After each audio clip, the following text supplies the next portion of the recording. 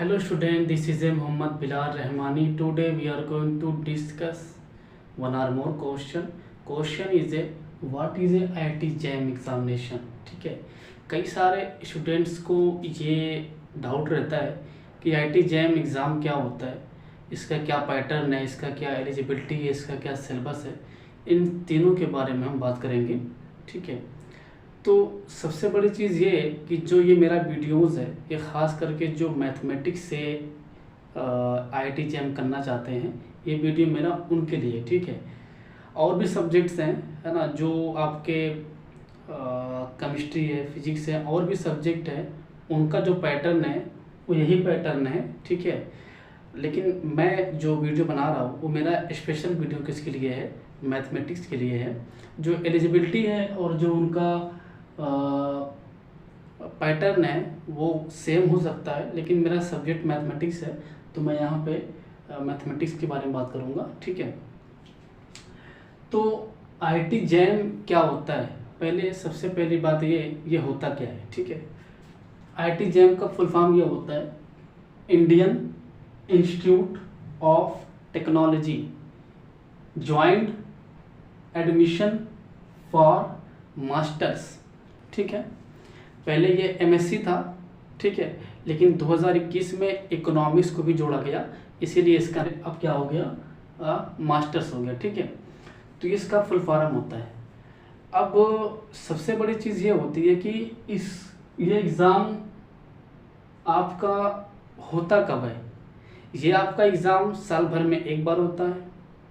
ठीक है, दूसरी बात ये एग्ज़ाम करने के क्या फ़ायदे हैं।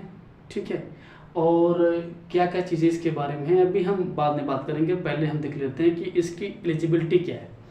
एलिजिबिलिटी इसकी ये है कि पहली बात तो जो कैंडिडेट हो वो ग्रेजुएट हो। दूसरी बात ये, अगर जनरल में है तो उसका 55% होना चाहिए ग्रेजुएशन में। ठीक है, और OBC ST और ST PWD जो इन लोगों के लिए आपका 50% होना चाहिए ग्रेजुएशन में। ठीक है, और रही बात, ये तो थी एलिजिबिलिटी। पहली बात तो क्या हो, ग्रेजुएट हो।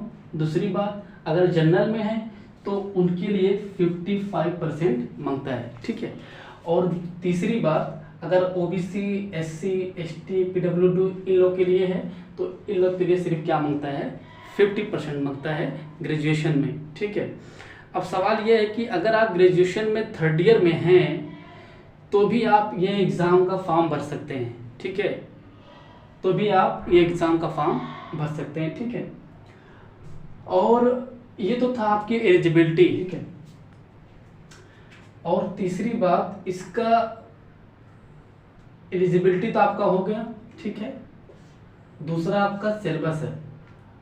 सिलेबस में क्या है कि sequence of and series of real numbers, ये फंक्शन ऑफ वन वेरिएबल, यानी जो आपके दो टॉपिक्स हैं, series and sequence and function of one variable, ये आपकी टॉपिक रियल एनालिसिस की टॉपिक है। और इन सभी टॉपिक्स को आपको छूना है, पढ़ना है, ढंग से पढ़ना है। इसके अंदर काफ़ी कॉन्सेप्ट हैं, है ना। ये तो मैं सिर्फ ऊपर से लिख दिया।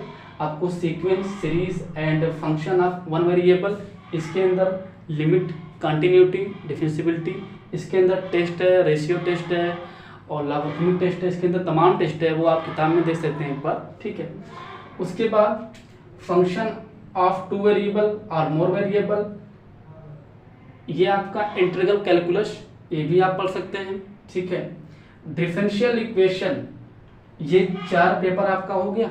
हालांकि ये जो आपके पेपर हैं अगर देखा जाए तो ये आपका एक पेपर हो गया, आपका ये एक पेपर हो गया और आपका एक पेपर ये। अब डिफरेंशियल इक्वेशन में 2 चीज़ें आती हैं, पार्शियल भी आता है और आपका ऑर्डिनरी भी आता है। तो आपको पार्शियल नहीं पढ़ना है, सिर्फ आपको ऑर्डिनरी पढ़ना है। उसके अंदर आपका बर्नौली इक्वेशन है और जो उसके अंदर आपका होमोजीनियस है, वेरिएबल सेपरेबल है, और ये सभी चीज़ें इसके अंदर आपको पढ़ना है। ठीक है, और 4, एक पेपर 2 3 पेपर आपका हो गया। और 5वां आपका जो पेपर है, ये टॉपिक लीनियर अलजेब्रा इसके अंदर आपको सब नहीं पढ़ना है, ठीक है। क्या पढ़ना है, इसके लिए हम कल स्पेशल वीडियो बनाएंगे कि इसमें क्या हमको पढ़ना है, इसमें हमको एक्चुअली पढ़ना क्या है, ठीक है। और उसके बाद आपका ग्रुप थ्योरी हो गया, ग्रुप थ्योरी, लीनियर अलजेब्रा और आपका रियल एनालिसिस और आपका इंटीग्रल कैलकुलस और आपका डिफरेंशियल इक्वेशन 1 2 3 4 5। यानी अगर आप 5 पेपर ढंग से पढ़ लिया ना, वो भी आपको सब नहीं पढ़ने हैं, आपको कुछ ही पेपर पढ़ने हैं, सब नहीं पढ़ने हैं। मतलब पेपर तो आपके ये है ही है, लेकिन इनके अंदर जो टॉपिक्स है वो सब नहीं पढ़ने हैं, कुछ ही पढ़ने हैं। और ये अगर आपने अच्छे से पढ़ लिया ना तो आपका ये एग्ज़ाम निकल जाएगा IIT जैम, ठीक है। अब तो ये था इसका सिलेबस, ठीक है। ये सिलेबस तो जो मैथमेटिक्स पढ़ते हैं BSc में उनके लिए है, ठीक है। अब पैटर्न में क्या है, इसके टोटल 60 क्वेश्चन आते हैं एग्ज़ाम में, ठीक है, जिनमें से 30 SCQ और 10 MCQ और 20 न्यूमेरिकल आपका क्वेश्चन आता है, ठीक है। SCQ में क्या होता है, नेगेटिव मार्किंग होता है, और MCQ में 10 क्वेश्चन, इसमें आपका नेगेटिव मार्किंग नहीं होता है, ठीक है। और 20 क्वेश्चन आपका ये है, ठीक है। तो ये SCQ और आपका ये टोटल 100 मार्क्स का क्वेश्चन होता है और 60 क्वेश्चन होते हैं। और आपको कितना लाना होता है उसके लिए हम कट ऑफ के बारे में बात कर लेंगे अलग वीडियो में, ठीक है। तो ये आपका पैटर्न है, ठीक है। 60 क्वेश्चन, 100 मार्क्स, 30 SCQ और 10 MCQ और 20 क्वेश्चन आपके क्या होते हैं, न्यूमेरिकल से आते हैं। वो आप इजीली कर सकते हैं, उसमें कोई दिक्कत की बात नहीं है, ठीक है। तो आपका एलिजिबिलिटी हो गया, सिलेबस हो गया, पैटर्न हो गया। अब बात कर लेते हैं इस एग्ज़ाम के क्या क्या फ़ायदे हैं और ये एग्ज़ाम कब होता है, ठीक है। देखिए ये एग्ज़ाम कब होता है, जो IIT जैम की ऑफिशियल वेबसाइट है आप वहाँ पे जाइए, आपको वहाँ मिल जाएगा कि ये एग्ज़ाम आपका कब होता है, ठीक है। उसके क्या क्या एप्लीकेशंस है, जो फीस वगैरह लगता है एग्ज़ाम के लिए, हर चीज़ आपको वहाँ पे मिल जाएगा, ठीक है। और रही बात, ये एग्ज़ाम 1 डे एग्ज़ाम होता है और ये आपका एग्ज़ाम, ठीक है, ये आपका एग्ज़ाम ऑनलाइन होता है। और ये है, और सबसे बड़ी चीज़ ये कि ये एग्ज़ाम को पास करने के फ़ायदे क्या हैं।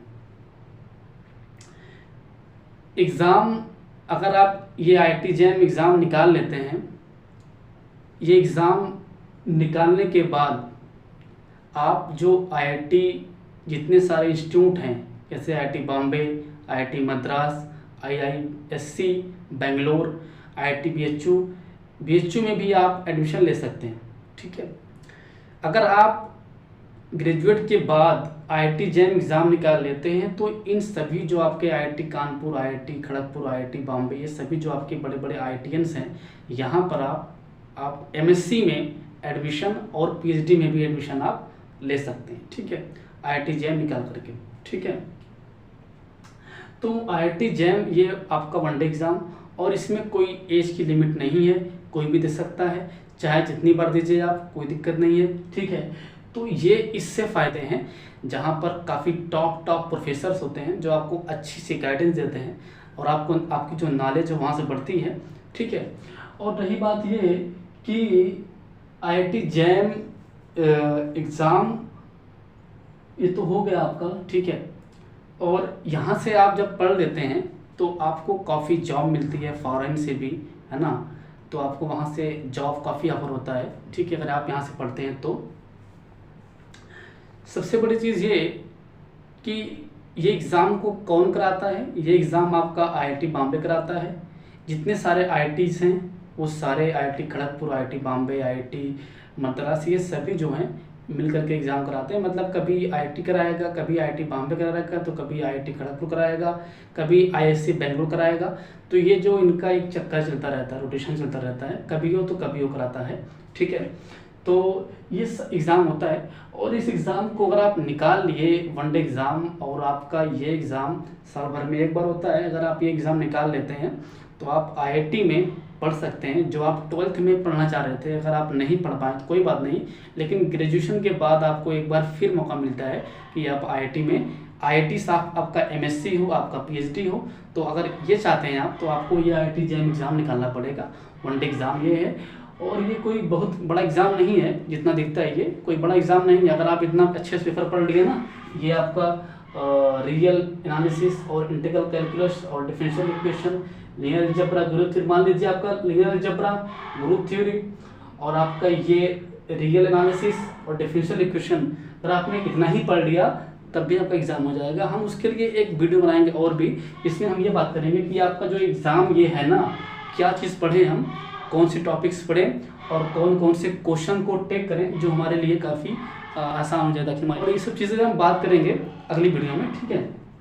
आज की वीडियो में सिर्फ मैंने आपको बताया कि ये एग्ज़ाम क्या होता है। एक्चुअली ये एग्ज़ाम का एलिजिबिलिटी, इसका सिलेबस, इसका पैटर्न, ये आपका एग्ज़ाम होता है। और इस एग्ज़ाम को निकालने के बाद आप IIT जैसे संस्थान है वहाँ पे आप पढ़ सकते हैं। आपको वहाँ पे अच्छे अच्छे प्रोफेसर्स मिलेंगे, अच्छे अच्छे आपको टीचर्स मिलेंगे, आप वहाँ पे पढ़ सकते हैं। और यही है इस एग्ज़ाम की खासियत। आप अगर कॉन्सेप्ट नहीं पढ़ पा रहे हैं, कॉन्सेप्ट अगर आप समझ नहीं पा रहे हैं, तो आपके लिए एग्ज़ाम काफ़ी मुश्किल हो सकता है, ठीक है। ये एग्ज़ाम उन्हीं के लिए अच्छा हो सकता है जो कॉन्सेप्ट से पढ़ते हैं, जो बेसिक कॉन्सेप्ट, बेसिक रिजल्ट्स, ये सभी चीज़ें जो पढ़ते आ रहे हैं ना, उनके लिए एग्ज़ाम काफ़ी आसान हो सकता है, ठीक है।